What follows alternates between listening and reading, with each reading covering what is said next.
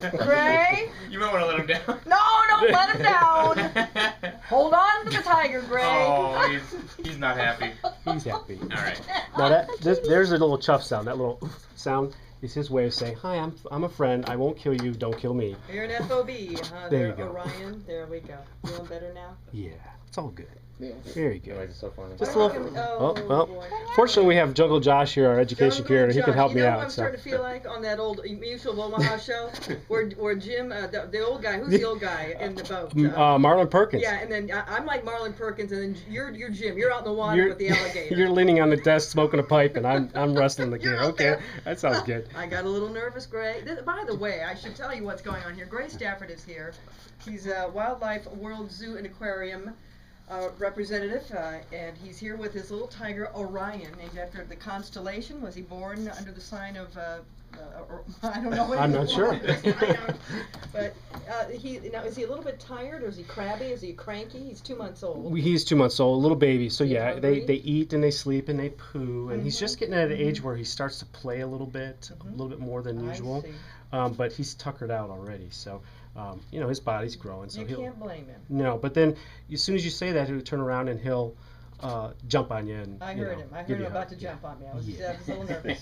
He is a beautiful. We're taking video of this little baby tiger, by the way, that we're going to put up on the Beth and Friends blog. He's very, very beautiful. His face is gorgeous. Yeah, it is, and it's a shame because of course, wild tigers are under incredible threat because of poaching and habitat loss. So it's great to have animals like this guy to talk about them. And what's neat is he's actually on display in our baby animal nursery, which is right behind a pane of glass, so people can press their noses up and see him as close as you are today. Wow. Yeah, it's a neat experience.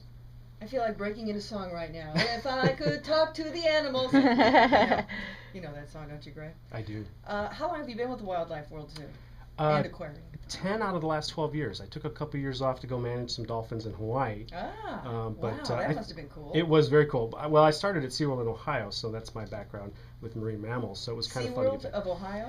Believe it or not, there used to... I'm from Indiana, and I find that shocking that there's a SeaWorld of Ohio. Is it on Lake Erie or what is it? It was close. It was actually in Aurora by Geauga Lake. Neither place is there anymore, unfortunately. Okay.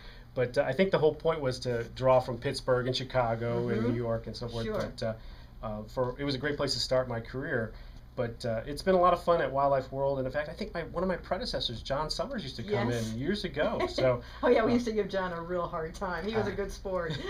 That's what I hear. And I hear he's doing really well in Nevada. So yeah. But we've just been with Wildlife World for a long time and raised a lot of tigers, a lot of interesting animals, and just fun to talk about them and have a little fun, but also hopefully educate people about what's going on in the wild and what people can do to help out. Now, is Orion's parents there, or is it just Orion?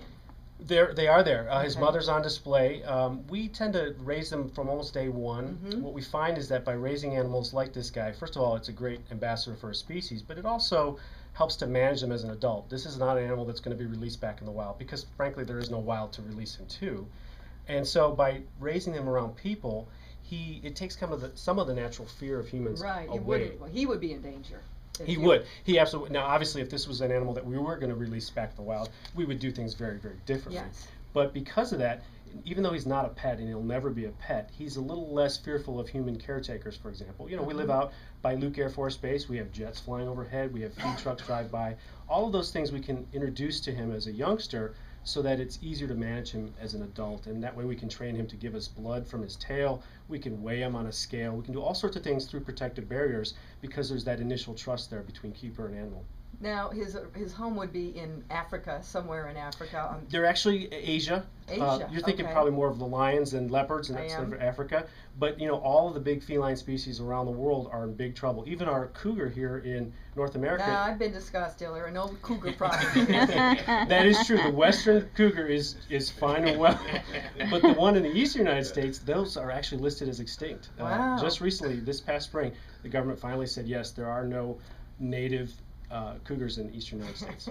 No native cougars. I'm going to get in trouble here really quickly. Go west, young cougar, go west. Hold that thought for a second, Gray. We have to take a break at 8:17. Grey Stafford is here at Wildlife World Zoo and Aquarium. He's a PhD, by the way. Means probably hasn't done it. We're going to check in right now with Mark Jeffrey and see what's going on.